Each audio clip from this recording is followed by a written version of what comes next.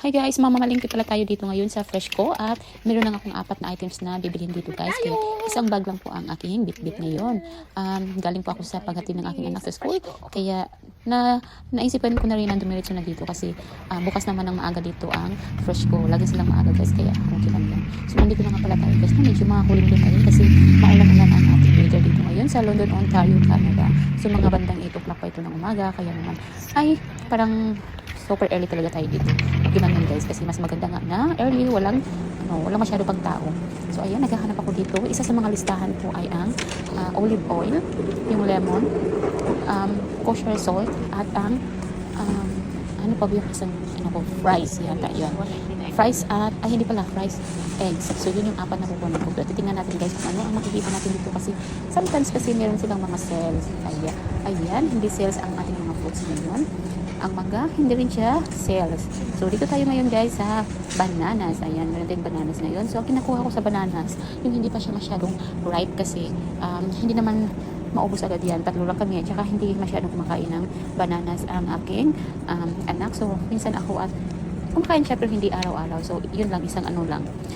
Isang, ano ba yung tawag ito? Basta, mga iilan lang ng bananas. At ang kanilang Clementine ay nag-sales. Kaya kukuha tayo guys kasi maganda ang presyo ngayon. Ayan. At saka matamis yung Clementine nila dito guys.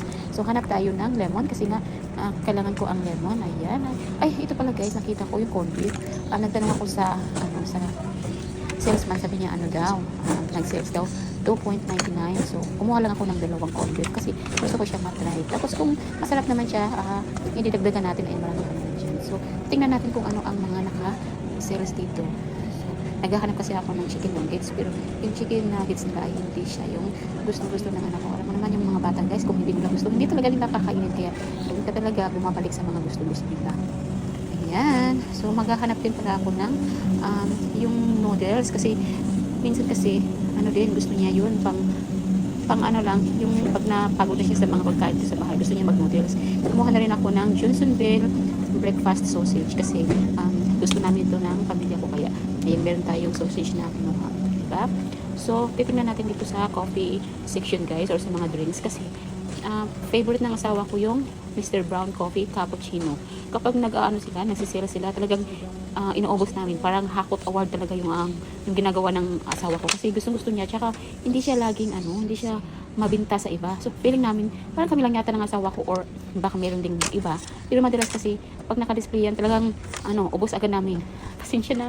Kasi lang, yung fresh ko lang ang nagbibinta ng ganito Mr. Brown. Kaya kapag naka-sale sila, halos lahat kinukuha namin. Hindi naman, wala naman kasing limit kasi hindi na siya masyadong sa taga dito.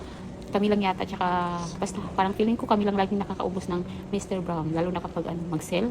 Kasi hindi namin siya makikita sa ibang mga store. Fresh ko lang at tsaka hindi sila araw-araw nagdi-display. Ayan. So maghahanap ako ng noodles, no? Nasabi ko na nga pala. Maghahanap ako ng noodles kasi malamig na guys. Ang weather natin dito sa Canada, sa London, Ontario, maano na talaga. Kaya masarap na siyang, masarap na magsabaw dito. Kasi malamig-lamig na. Kaya hanap tayo, no? At saka hindi rin maganda na lagi-lagi itong kakainin guys ha kasi mas mainam pa rin yung fresh na niluluto. Tsaka ito naman ay pang substitute lang kapag no choice or feeling lang magsabaw. Ayan. Kumuha ako ng beef at chicken. Saka nga pala ay nag-sale sila ngayon. O diba timing na din.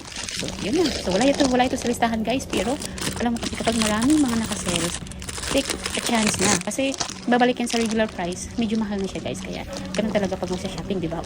Iwan ko ngayon kung magkasya ba to. Kasi isa lang yung bag na dinala ko. Kasi akala ko nga 4 na items lang. Yung kailangan ko dapat talaga ay olive oil, yung eggs, yung kosher salt, at saka yung isa, lemons. Yun yung request ng asawa ko. So, lakad-lakad lang tayo kung ano ang ating makikita dito, no? Kasi wala masyadong tao, maaga pa kasi masyado guys, 8 o'clock. Siguro mga 4 lang kami, 4 lang yung nabilang ko, kasama na ako sa nag-grocery dito kasi sobrang aga pa. Ayan, maganda lang talaga dito sa ibang bansa kasi may mga stores na open na sila ng 7 o'clock. Yan, kaya maganda ang kanilang dito kasi kung gusto mo ng hindi masyadong matao, ganitong oras ka pupunta mag-shopping.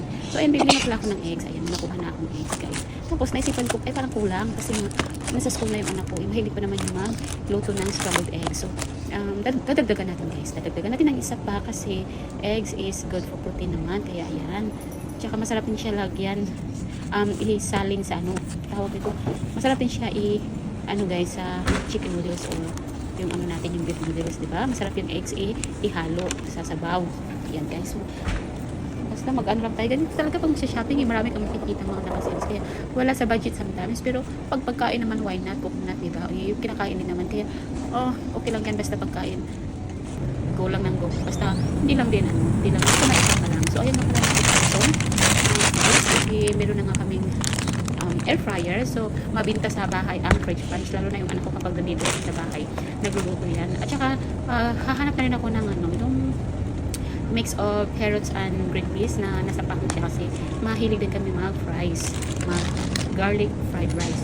Kasi yun na rin yung garlic fried rice na siya. So, kukuha tayo. At titingnan natin kung ano ang mas magandang quality. Pero, napansin ko, walang may mga ibang brand pero hindi siya mix na carrots and green peas. Iba kasi mayroong broccoli and cauliflower. So, hindi natin yun.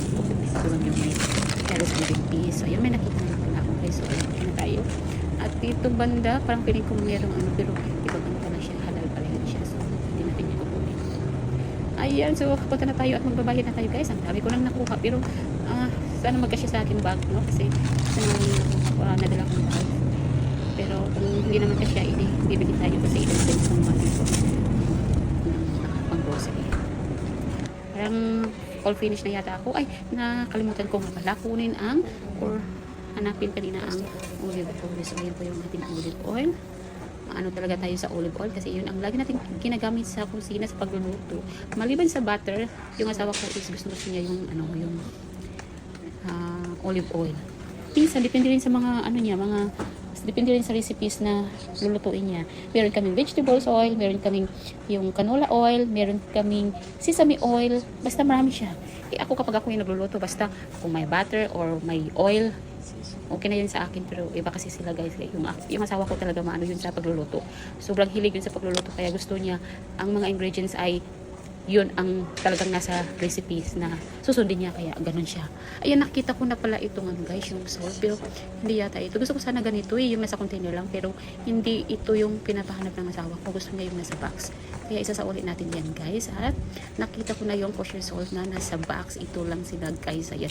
Tsaka mura lang ng salt ito, mga wala pa sa $2. Tapos ang tagal na yan guys, maubos kasi malaki ang box. Ayan.